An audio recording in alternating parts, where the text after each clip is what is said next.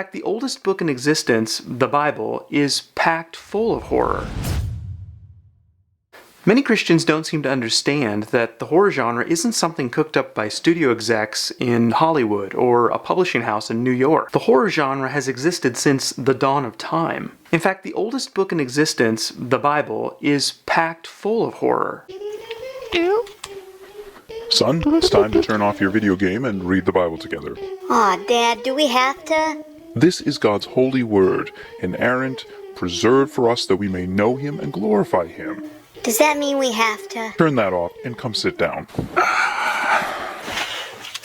Now, as they were making their hearts merry, behold, the men of the city, certain sons of Belial, beset the house round about, and beat at the door, and spake to the master of the house, the old man, saying, Bring forth the man that came into thine house, that we may know him. Well, that sounds friendly, doesn't it? Yeah, I guess. He took a knife and laid hold on his concubine, and divided her, together with her bones, into 12 pieces. Wow. See? The Bible is full of horrific imagery just like that. But surely that doesn't mean God likes horror. He's just putting it in there to show us human depravity. It's true that horror exists because of sin, but in the Bible narrative, horror is not always evil. Don't believe me? Think about Egypt. Have you ever considered the horror of all the plagues God brought on the Egyptians, turning the River Nile into blood, literal blood, like what comes out of your veins, in your arm, in a river?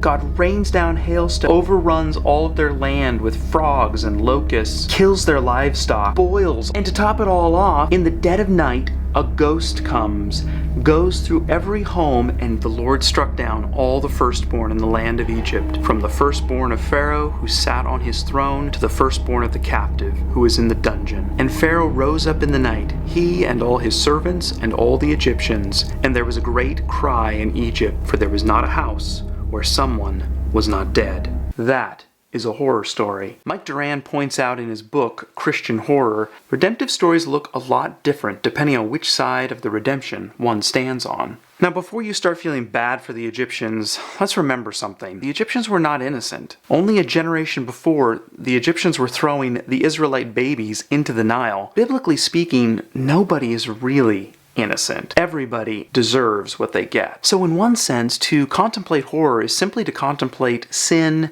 and death and God's judgment. Now imagine a truly innocent person, kidnapped in the night, taken to a secret location where they're beat and tortured for hours, then they're impaled and left to die a slow, excruciating death. That would be the greatest horror story ever told.